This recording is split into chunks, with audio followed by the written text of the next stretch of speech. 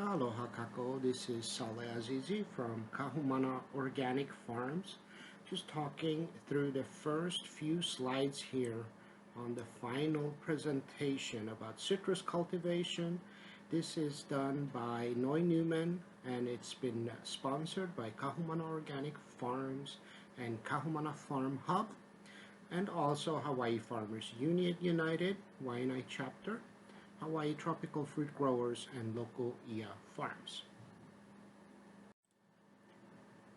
For many of you who are watching this presentation, you might learn what a food hub is for the first time today, and for others, you've heard about the concept of a food hub before.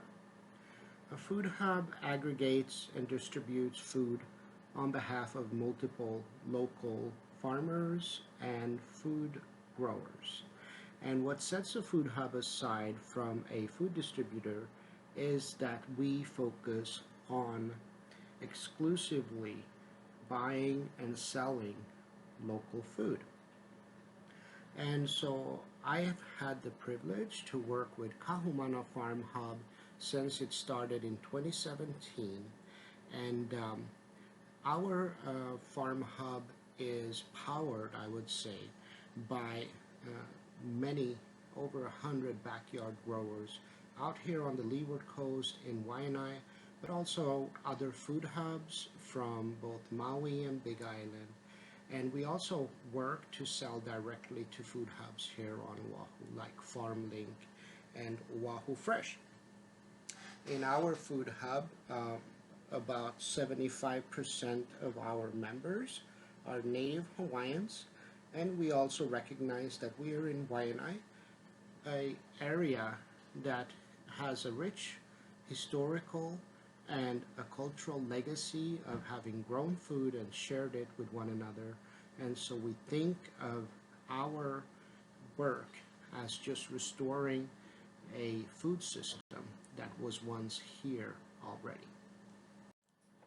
The poster presents the fruits and vegetables that our food hub was able to buy and sell on behalf of our members the first 2 years. And as you can see from this poster, there's quite an abundance in our region of local food, fruits, and vegetables. And so just want to thank the Department of Agriculture for financing this project that is entitled Enhancing KFH Specialty Crop Growers Capacity through Increased Agroforestry Training, Education, and Specialization. I'm going to hand it over to Noe, and I really want to thank Noe for making such good video presentations where I've personally learned so many things about citrus that I will carry with me. So I'm also excited to learn about this last one that has to do with marketing and citrus. Hi, I'm Noe Neumann. I'm a farmer out in Haleiwa. I live on the farm that I grew up on. My dad and I run it together.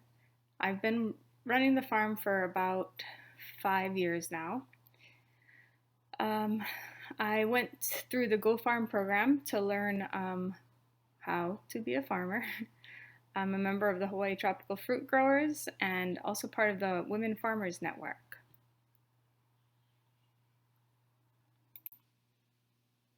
The name of my farm is Lokoea Farms, and we are a family-run farm located in Haleiwa, Hawaii, on the island of Oahu, on the North Shore. We have about 8 acres to the farm. We own some and we lease some.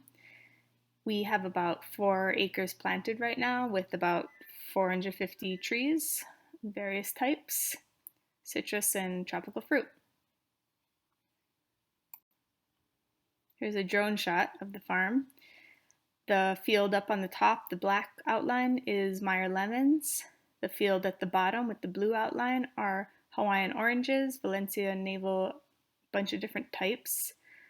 And the field on the right, the red field, is everything else, the mango, avocado, other tropical fruits.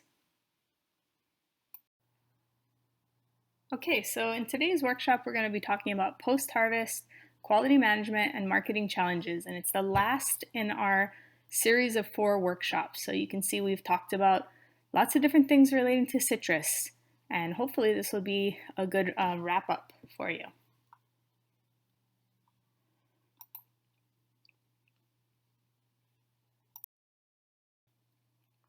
Okay, so before we can talk about post-harvest, we have to talk about harvest.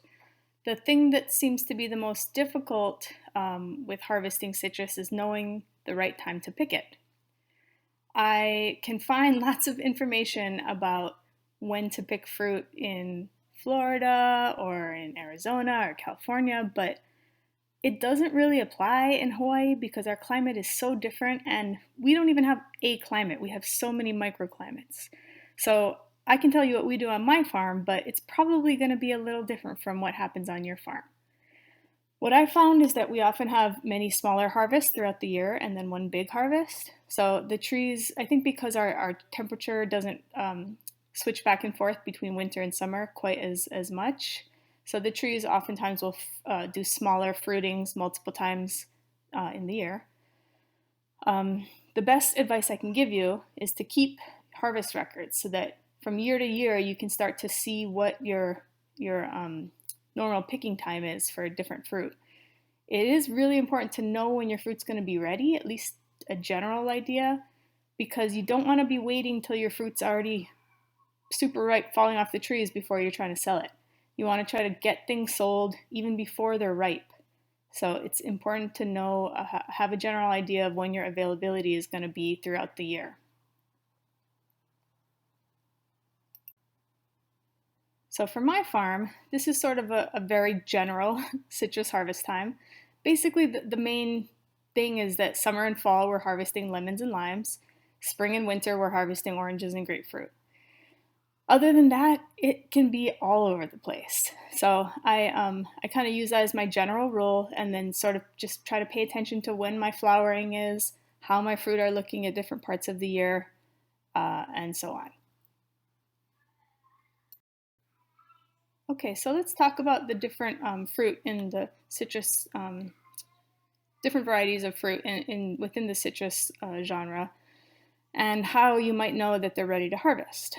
So oranges, a lot of people think they're going to turn bright orange, but that is not always how it works, especially not here in Hawaii with our warm nights.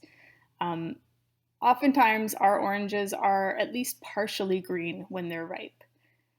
In the mainland, when they pick them, they're also partially green usually, and then what they end up doing is gassing them with ethylene or even dyeing them in some big warehouses, and then they just store them for months. When you store citrus properly, the color will improve because of the ethylene gas that it produces and so on. Even if you aren't gassing it, it naturally produces ethylene, and that is what causes it to ripen and eventually rot. But the quality and the sweetness of your fruit is not going to ever improve with storage, with citrus anyway. They'll get to be a better color, but they're not going to be sweeter. So you really do want to let your fruit tree ripen as best as possible. Anyway, back to oranges. They will start lightening in color from dark green to lighter green or possibly even orange or yellow. I find with oranges the best indicator is to give it a squeeze. When you start to feel that give to it, the more give, the better. However, if your fruit starts to feel dry or if the outside starts to get bumpier, sort of, then a lot of times you waited a little too long. So that's oranges. Meyer lemons, it's another of our big crops. A big indicator for this one for me is size. I would prefer them to be at least tennis ball sized. Although occasionally certain trees will produce smaller fruit and it is ripe, but usually we look for the big fruit. They will start to lighten in color. Light green or kind of greenish yellow is perfect. You don't want to wait till they're bright yellow or even golden on the tree. A lot of times that might mean that they are overripe or maybe they have some insect damage or a thorn poked through the skin and it's causing it to rot prematurely. Kind of like oranges, lemons, you can usually give them a squeeze. If they're rock hard, then they're probably not ready. Oranges, one other thing is oranges will they flower and then they have these little tiny fruit. On the orange trees, they'll size up really quickly and then they'll stay that size for a long time until they're ripe. Lemons, on the other hand, will flower, make little tiny fruit, and the fruit will size up. I mean, it's still fairly quick, but they don't need that much time on the tree to ripen as oranges do. So you'll see them getting bigger and bigger and bigger by the week, and that's a really good indicator of size. Of ripeness. Once they reach a good size, you're ready to pick them. Go for it. All right, so Tahitian lime size is a good indicator for me. I like mine to be at least as big as an egg, although they can sometimes get quite a bit bigger than that. Color is also very important. They will start to turn from dark to lighter green and eventually to yellow. What a lot of people don't realize is that yellow limes are truly ripe and they're at the sweetest when they're yellow. But primarily your buyers are going to want them green. People look at yellow limes and they think, oh, there's something wrong with this. So unless you want to do the education, or unless you're working with chefs who might know this better, you really do want to pick them green.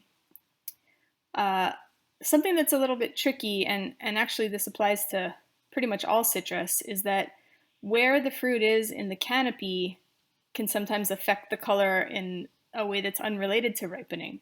So for example, if it's in a spot where it gets, that really strong afternoon sun for quite a few hours, you may see some sun damage on it, and it can turn your fruit to kind of in a splotchy way start to look like it's ripe, even though it may not be.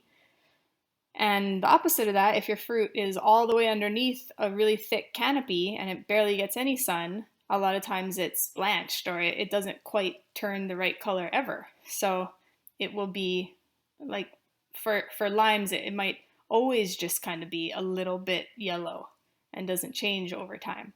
So just something to keep in mind is one more thing to make it tricky for you. Anyway, back to limes. Softness is another good indicator. So kind of like lemons and oranges, you can squeeze them and they should get a little bit softer as they're getting riper. All right, mandarins and tangerines, this is a tricky one because there's so much variety in this area. The size really depends on the cultivar. You can get huge mandarins, and I also can get little ping pong tangerines. So you kind of just got to get to know your tree.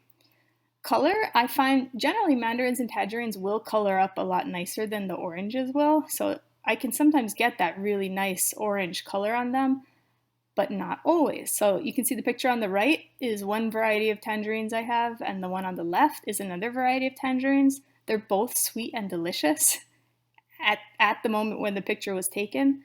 But the ones on the left, I mark it as emerald green tangerines, satsumas, because they never really color up. And some years are better than others. This was a particularly bad year. But you can see once they're cut open, the inside is really nice color and they're nice and juicy and delicious, even though they're green. Yeah, so lots of variety in this area. Get to know your trees. With mandarins, mandarins and tangerines, their skin is a lot thinner than with other types of citrus, so you have to be a lot more careful when you pick it. You probably want to clip rather than twist, because a lot of times when you twist just to pick it, you'll tear a hole in the skin, and then it's not sellable anymore. So just like with everything else, taste is the best indicator of ripeness. So pick one, see how it is. If it's not very sweet, maybe give it a little more time. So grapefruit, this is the hardest in my opinion. I am still sort of figuring this out, so you might want to take this slide with a grain of salt. I have ruby grapefruit that is mature enough to be producing. And here's kind of what I've learned in the last few years of trying to pick it correctly. Size doesn't always indicate ripeness, although bigger is better. Obviously, you want big grapefruit. But sometimes I have small ones that are delicious and ripe. So size is not always an indicator. Softness is not an indicator for grapefruit. So unlike oranges, when you squeeze grapefruit, if it's nice and soft, that means the opposite of with oranges. It usually means it's not ripe yet because grapefruit has that thicker rind. So what you're feeling is the, I guess, the air pockets in the peel or the rind. Color is a pretty good indicator. It should start to turn a little bit pinkish for ruby grapefruit, and the pinker and or redder or dark orange, that is a better sign than the yellow. They should be heavy for their size, although I find that it's difficult to tell how heavy they are when they're hanging off a tree.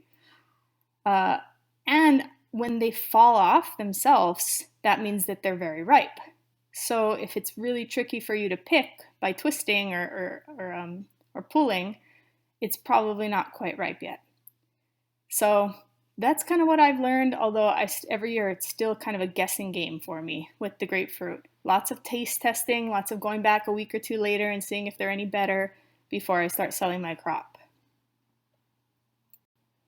So overall, with all fruit, really, to figure out if it's ready to harvest, taste it, smell it, feel it, get to know your fruit in all its different stages so that you can start to recognize what it looks, feels, tastes like when it's ripe.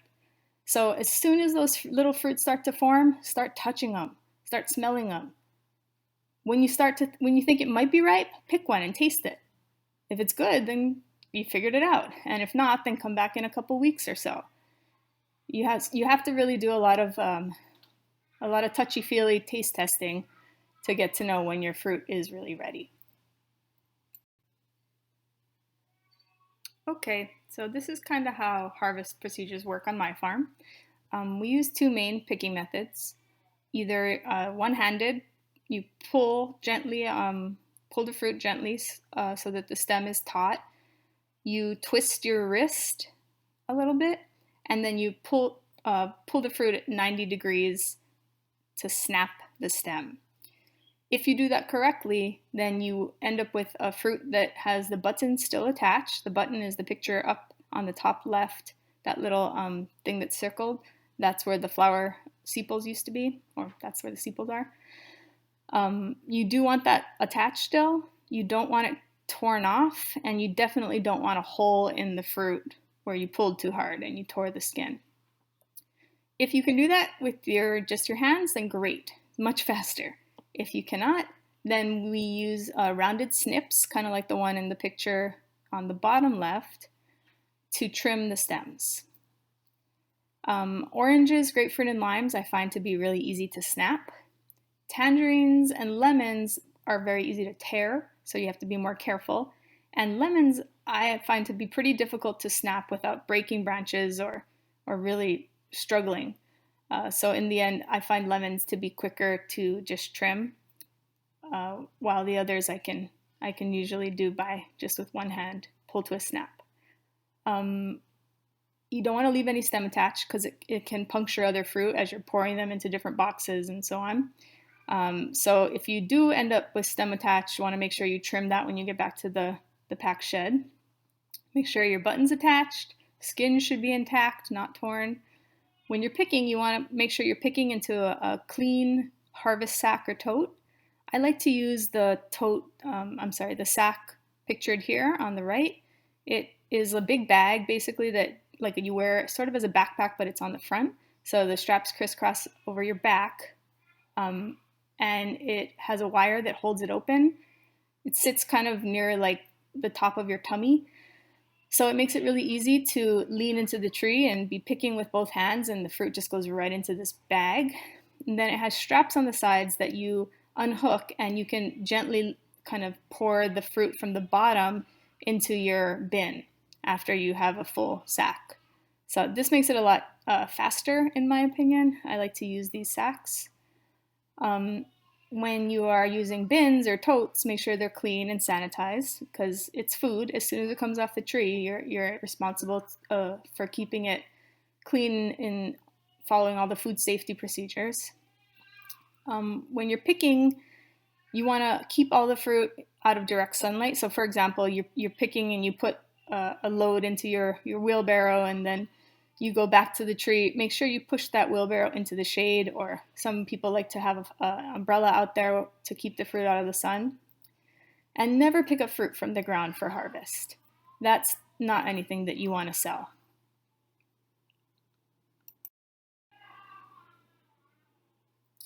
Okay, so once you're picked, here are some of our post-harvest procedures. It's really important to overall handle your fruit really gently.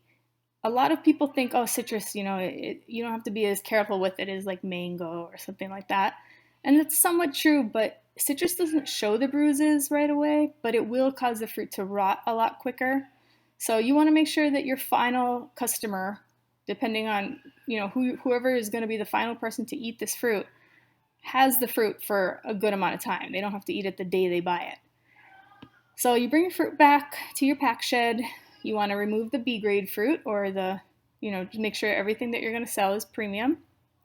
Then you clean it, and there's a few ways you can do this. You can either just use a gun, like a car washing gun on the hose and pressure spray it, or you want to wash it in a sanitized bath. Make sure that whatever you decide to do, you're using potable water, not field water. This has to be clean water that's drinkable. Sanitizer is a good idea to keep your water clean. It's not going to sanitize your fruit, but it will sanitize the water so that you're not passing things down the line. If you dunk some fruit that has bird poop on it, it's not going to make all the rest of the fruit in your load no good anymore. So you can either use just a splash of bleach in a sink full, or you can use commercial sanitizing solution, and then you would just follow the directions on the container. I like to use the 2-sink method when I'm cleaning the citrus.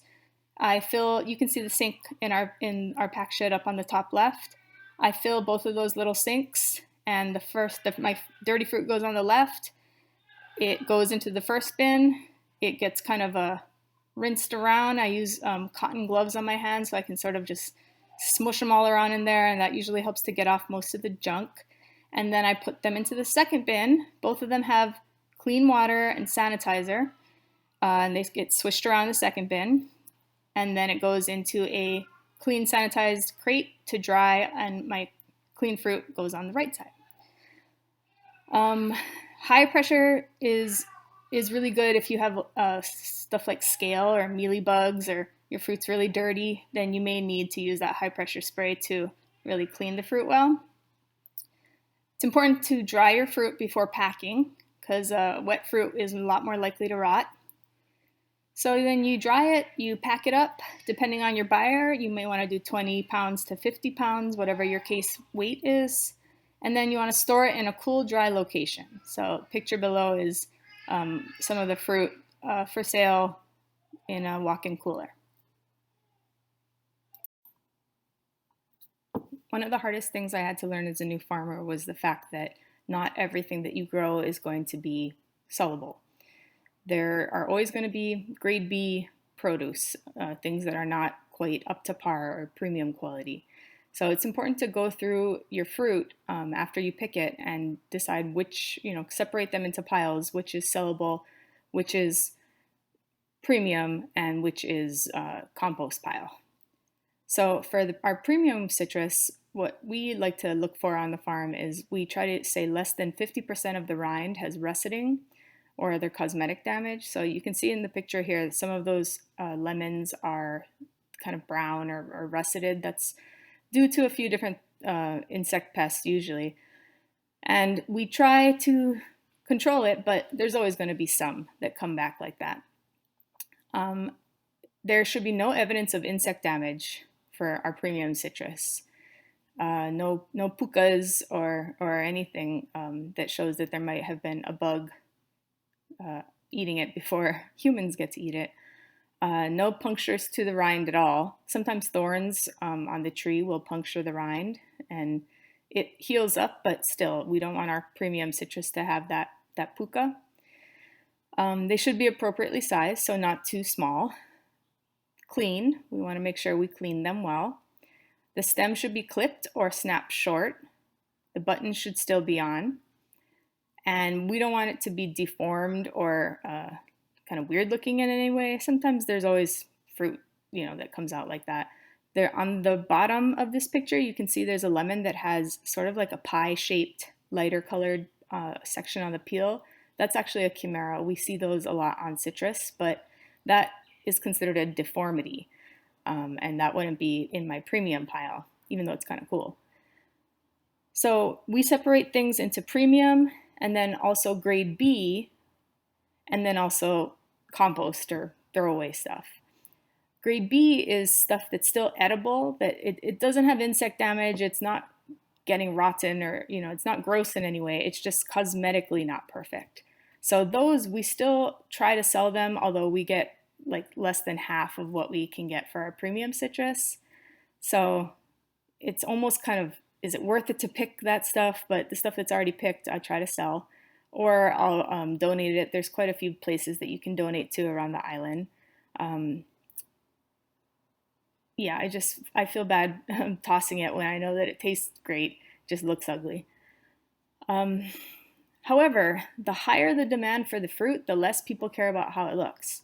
So, for example, our Hawaiian oranges, the Haleiwa Gold, they obviously have russeting, because that gold that we're talking about in Haleiwa Gold is the russeting, and that's part of our marketing strategy. So we don't really cull those for russeting. We actually use that as part of our selling strategy.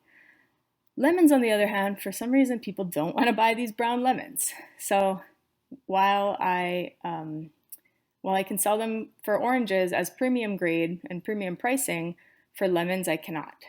It's just, that's what the market's asking for. So you'll have to sort of figure that out with your fruit. Okay, so once we've sorted it, then it goes into the storage. Citrus really likes it to be cool. Depending on the variety, they want it cool to cold, and they want to be dry, but they want to be humid. So they don't want to be like dripping wet, but the air should be humid. Oranges like it between 37 to 46 degrees, and then grapefruit goes all the way up to 54 to 57 degrees. So you can see there's quite a bit of variety there. If you're like me and you don't have like a cooler for every type of fruit, you kind of just, make do with the best that you can. I usually keep my cooler about 55 to 60 degrees, depending what other tropical fruit I have in there. If I only have citrus, then I might go a little bit lower. They do like a lot of humidity. So you can see the fruit in this picture that are in the black, basket kind of looking containers. That's not great storage for long term. It's okay. They're actually probably drying in the cooler right now, but they shouldn't be stored like that, because the fruit will start to dehydrate and get hard, and it's not good quality anymore. So the gray bins that you see here with the lid, I drilled holes in the bottom so that any liquid can come out, because they don't want to be sitting in liquid, but those keep the fruit nice for quite a long period of time. You want to really try your best to prevent post-harvest disease, which is basically you don't want your fruit to rot too early. So the ways that you can do this is be careful with it, be gentle, don't bruise it, don't damage the peel, keep everything as clean as you possibly can, sanitize your storage containers, get rid of any pathogens that might be just hanging out on that container, sanitize your wash water so that you're not passing things from different bundles of fruit to the next. And if you see any damaged fruit, take it out, because one rotten orange can mess up a whole crate. So basically the rule is you want to store clean, undamaged fruit in clean, sanitized containers at the proper temperature and humidity to keep the quality high for the longest period of time. So most farmers in Hawaii don't have great storage facilities or coolers on their farm. So the best way to store your citrus is just leave it on the tree until you need it. Citrus can store on a tree for quite a long period of time, from the period where it's ripe and ready to be picked and the period where it's falling off the trees. It can be, months, depending on the type of fruit. If you were a really large citrus producer on the mainland and you had your own storehouse, or you worked with a producer that had these storehouses that were dialed in exactly to the way citrus wants to be stored, they can store citrus for months, even up to a year. But remember, the flavor doesn't improve with storage for citrus. So avocado, you pick it and you got to wait a week or so. Banana, the same thing. It will get better as it ripens off the tree. But citrus is not going to get riper once it's off the tree. It might change color, but then it will start to rot. It's not actually improving the flavor at all. So kind of keep that in mind. The longer you leave it on the tree, the sweeter it will get up until the point when it falls off. So ideally, what we want to be trying to do here in Hawaii is picking it at the peak of the ripeness and selling it immediately. So we don't really want to be storing these things at all, because that makes our citrus so much better than the stuff they can get at Costco. The flavor is better. They're going to be a lot juicier because they weren't sitting in storage for months. The color may not be better, but hopefully you can get people to look past that into the deliciousness of our local fresh citrus. Okay, so let's say you decide you're gonna plant an acre of citrus on your farm. You go out and you plant it, and you sit back and wait for things to start producing. So within 5 years, depending on the type of citrus that you plant and the quality of your trees and so on, you're going to be expecting to get about 6,000 to 28,000 pounds for that 1 acre of fruit. And then by the time you get to 8 years, you're looking at 12,000 to 52,000 pounds per acre. That's a lot of fruit. So don't sit back and wait till your 4th year to start looking for buyers. You want to start looking for buyers as soon as you plant those trees. Start talking about it with people. Start making contacts within the industry, and get your fruit sold as soon as you can, because soon you will be producing so much fruit that you don't know what to do with it, and that's not good for your bottom line. Pricing can be a little bit tricky. I've found that beginning farmers have a tendency to undersell themselves because they think, oh, I just want to get rid of this product. I'd rather somebody eat it than have to compost it. But you really have to stop thinking that way. It's harmful to the whole food system. It's really important that farmers get paid what your fruit is worth, or else you can't keep doing that as a job. If you're not making money on the farm, then you're not a farmer. You're not running a business. You have to make sure your prices are fair to your customer and to you as the farmer. So how do you do that? The best way to do it is to analyze your cost of production. It can be a little tricky to do.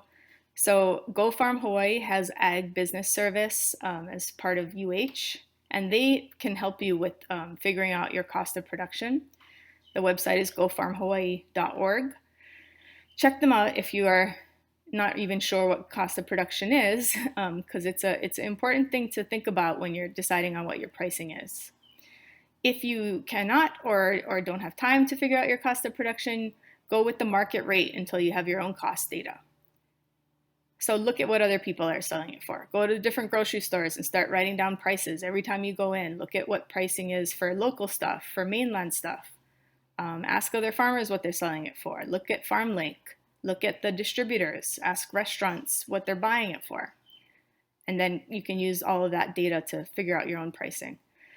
I think it's a good idea to think about your lowest pricing that you will sell for, like your bottom line pricing for retail and for wholesale, and your ideal pricing. So what you would really like to get versus the lowest you'll go if somebody's like, oh, trying to bargain with you.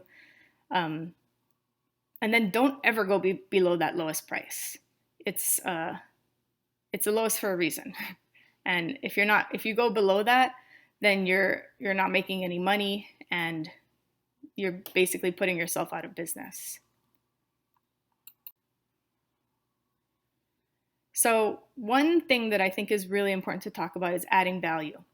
I hear things about adding value all the time, and usually it talks about people like making jam or drying their fruit or things like that.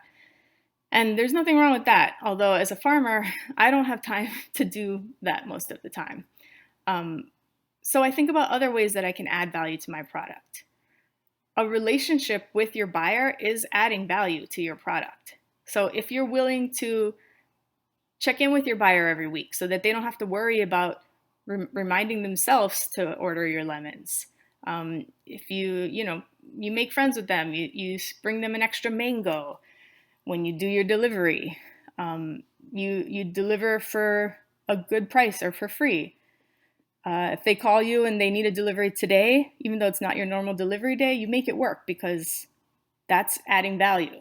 You can charge more for your product when you're willing to do those kinds of things.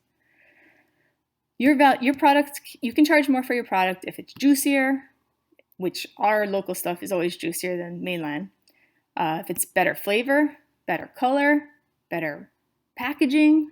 So, for example, if you're washing it and putting a sticker on it, it's cleaner and it has better packaging, you can charge more for it.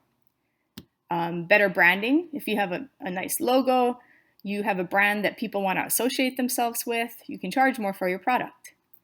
If your product has a longer shelf life, like if you're following all the proper post-harvest procedures and you're not throwing your fruit around, it's not bruised, it's properly held until it gets to the customer, it will last longer in their fridge and they will pay more for it for that reason. And if you're more professional, so you're acting like this is a business rather than just your backyard farm, you can charge more for your product. Educating people, telling them why your product is better than the other stuff, why it's worth paying more for. It's not going to ever do you well to undersell your competitors. If you see pricing that other people are selling for and you think, oh, I'm going to go cheaper, that's never going to be your best business strategy because we don't have the quantity to really make that work. We're not Walmart over here. You want to make your product better so that you can charge more for it. So overall, you really just want to make your product stand out. Some of the things that I try to do to make my product stand out is I put fruit stickers on all of my fruit. So I ordered those little circular, like oval-sized food grade stickers so that no matter where I'm selling my fruit to, my final customer knows where it came from. They know my farm name, they can Google it, they know how to get more once they realize how delicious it is and that they can't live without it. So I'm making sure that my name, my farm name, and my brand goes out there. I figured out how to make that russeting on my oranges turn into a branding tool. So rather than a negative thing, it's becoming a positive thing. People see that and they think, oh, that's the Haleiwa Gold oranges. I know they're going to be sweet. They're not sweet because they're gold. They're sweet because they're local and they're fresh, but people don't know that. Figure out a way to make your uniqueness work for you. One other thing I try to do is I market fruit by specific variety. So like rather than just selling mango, I'm going to sell Julie mango or Coggeshall mango. And I want to tell people why they should be buying Julie or Coggeshall rather than just generic mango. Why is it better? Why should they pay more for it? And then they're not going to be able to find Julie mango from anybody else, so they're going to come back to me for it. These are some strategies.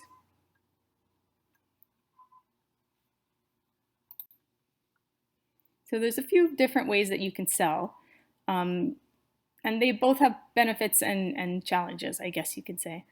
One way is direct to consumer. So like if you're going to the farmer's market and you're setting up your stand, you're selling directly to the consumer, to the person who's going to be enjoying your product. Farm stand on the side of the road, doing home deliveries. The nice thing about direct to consumer is that you charge retail. So you get the highest pricing because you don't have any middlemen or anybody else that you have to pay for that. But it's a lot more work. So you're doing more work yourself or you're hiring more people and then you got to pay those people. And generally it's lower volume because it's so much more work to do all of that. So you make more money per item, but you have less items being sold. If you are a small farmer, you may not have that many items, so that might work out well for you. On the other end are food hubs and distribution.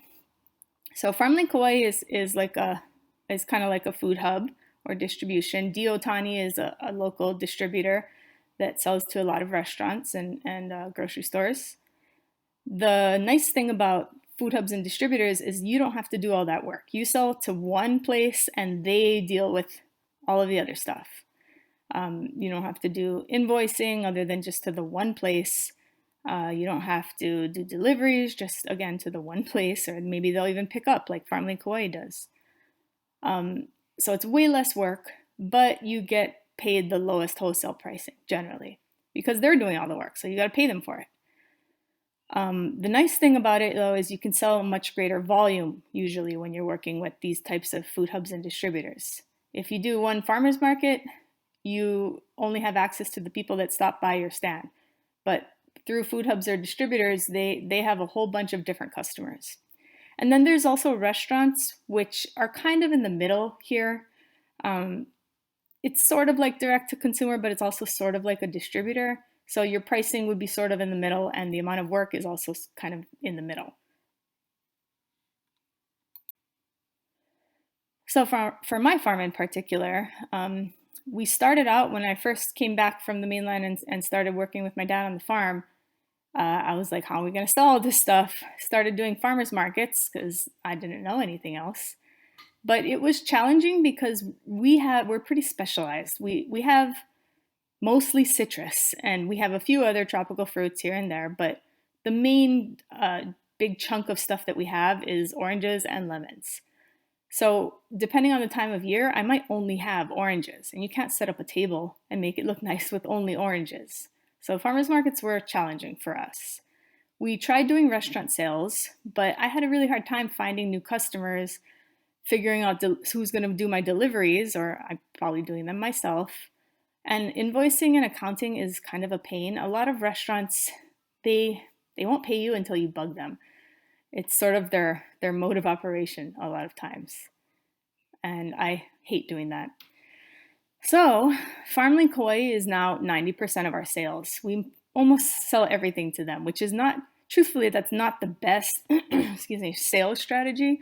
You know, if Farmlink Hawaii was to go under for whatever reason, we would be out of luck. But I'm banking on them not going under. They better not. And they make it so much easier for us to sell to a bunch of different places. We would like to add a retail component in at some point. We want to put in a roadside farm stand on the farm because we get a lot of tourists coming by. And we do farm tours, not during the pandemic, obviously, but when the tourists come back, we will probably continue doing that. And we do set up a farm stand for that, which is nice because then we can charge quite a bit more than we charge Farmlink Hawaii. So having multiple avenues to sell is always a good thing. Diversify. So I talked a lot about Farmlink Hawaii. You can tell that I love them. So I wanted to give a little overview of sort of how it works with them. Like I said, they're sort of like a food hub distributor. A friend of mine started it, and a few friends of mine work there, although they're getting bigger and bigger all the time. I don't even know everyone that works there now. But they are run by farmers in general. So they're maybe a little more on the farmer side than something like Diotani. So how it works is that you, as a farmer, you send them your availability and your pricing twice a week. You email it to them. Then they look through it and they look at their clientele and what they're purchasing, and they decide what they're going to buy. They send you a purchase order listing everything they want. So you deliver everything on their purchase order to a walk-in cooler at the neighborhood hub. So in my farms in Haleiwa, we have a hub in Haleiwa. There is one on, I believe, at Kualoa Ranch. There's one in Waimanalo. There's one at Kahumana Farm, and there may be more that they've added since I've been keeping up with them. So Farmlink Hawaii goes and picks up island-wide. They go to all the different hubs, and they take the stuff the farmer delivered, and they take it to their warehouse in Kalihi, and then they sell it. So they offer their customers home delivery 4 days a week and pickup locations for further customers across the island. So when you order from them as a household, you can either get home delivery or you can pick up from a pickup hub that they have a bunch of them all around the island. So once all that happens, or actually you don't have to wait for them to sell it. As soon as you drop it off, you send them your invoice saying, here's what I dropped off to you. Here's how much it cost. Here's how much you owe me. And the Farmlink Hawaii then pays you within 2 weeks. So you don't have to wait for them to sell your stuff. As soon as you drop it off, you invoice them and you get paid. It's really nice. So the benefits of Farmlink, it's really easy. You don't have to do sales. You don't have to be on the phone calling different restaurants or or distributor, or anything. You don't have to do sales. There's minimal packing, so they'll order like 2 cases of lemons. So that's 100 pounds of lemons that I just have to put into 2 bins and send it to them. I don't have to do bags for this customer or that customer. It's minimal packing. I only deliver to one spot twice a week. Minimal accounting. All I have to do is invoice them. So really, I spend my time farming. Well, lately I spend my time taking care of my kid, but in general on the farm, we spend our time farming, not doing sales, packing, all that stuff. Farm Lokoea has a huge bank of individual buyers who want to buy local. So that is what really, that's huge. That FarmLink has all of these contacts, all of these individual households that are like searching for farms, and they want to buy our stuff. FarmLink connects us, they link us. Because FarmLink is farmer run and they understand what it's like to be a farmer, they are fair. They're not trying to, take advantage of you or make the most money off you that they can. They want to make enough money to survive, and we also want them to make enough money to survive, but they're not going to screw you over. So you can talk to them about pricing and negotiations. You don't just say, this is my price, and they say no. You can make it work for both of you as long as you're reasonable. And unlike a lot of distributors, they share their sourcing with their customers. So they will say, most of the time anyway, they'll say, oh, these lemons are from Lokoea farms. So the customers know where they're getting it from. They're getting it through FarmLink, but they're getting it from Lokoea farms. So the next time they go on FarmLink, they will order my lemons because they think they're good. They can do that. You cannot do that with every distributor. A lot of places will just put everything together. Only one invoice, so you don't have to chase around a whole bunch of different people. And Farm Lokoea is generally really good with paying invoices on time. It's run by farmers for farmers. That's big. So things that I may not like as much about Farm Lokoea is that you have to be able to estimate your availability in advance. So if you're sending out your price or your availability list twice a week, you have to know a few days before harvest what you have, and it took me a while to get better at estimating. And you don't want to pick it until it's ready to sell or sold, because what if it doesn't sell? But you want to try to get your availability estimates as close to correct as possible, because you want to sell everything, but you don't want to short the buyer, but you don't want to have lots of extra that you're not able to sell that you already picked. So that's a little tricky to do, but you can get better at it. Farm Lokoea has generally wholesale pricing. They control the retail of your products. So like you might think, oh, my lemons should be sold for $3.25 a pound, but Farm Lokoea gets to set their price. They whatever they pay for it, they can still charge whatever, they can do whatever markup that they want, because that's their business. But I have always found them to be open to discussion. So if you find something to be not working out for you, then be reasonable and discuss it with them. And again, they're run by farmers, so you can usually either ask them to explain their pricing or have a discussion about it. My least favorite thing about FarmLink Lokoea is that it's hard to build a relationship with your buyers.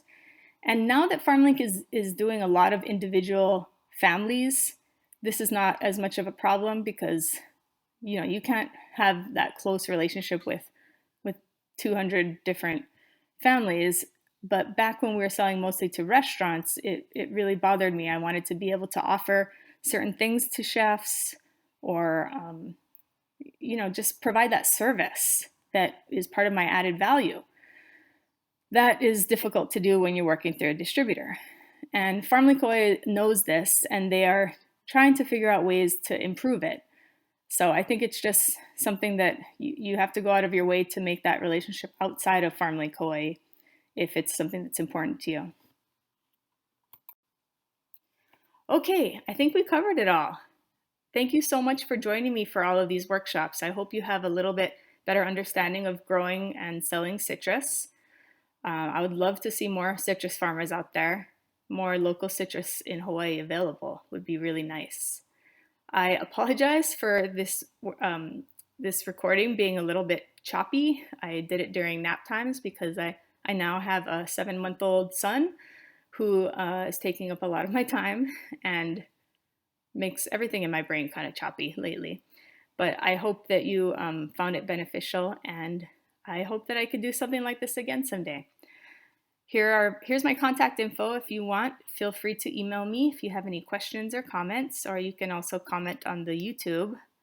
But I appreciate your time. Thanks. Aloha.